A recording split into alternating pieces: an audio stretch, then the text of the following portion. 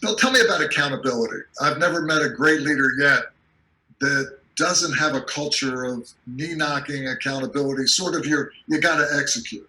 Accountability really is probably the cornerstone, or certainly one of the four cornerstones in a building to great leadership, to great units.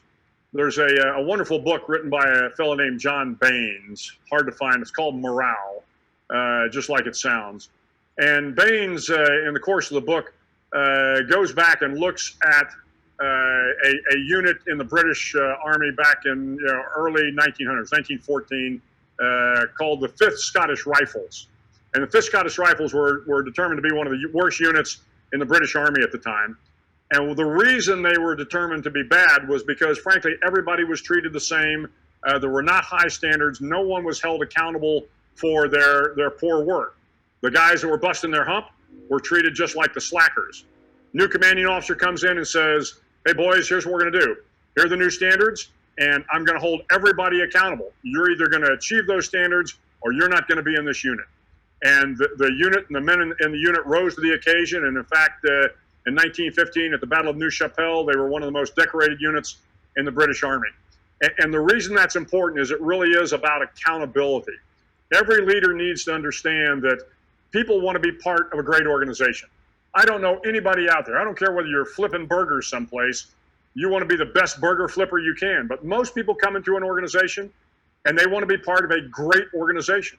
Nobody says, where's that mediocre organization? That's what I want to be. I want to be part of that mediocre organization. Of course not. You want to be part of a great organization. How do you be part of a great organization? The leader sets high standards. The leader gives you the resources to achieve those standards. And then they hold you accountable if you fail to do that. And when that happens, when the rank and file know that you're going to set high standards and that you are going to hold people accountable, you will be surprised at how the men and women that work for you will rise to the occasion and do the job the way you hoped and expected they would do it. But if you have no accountability, if everybody is treated equally, whether they work hard or whether they're slackers, then you'll never get there.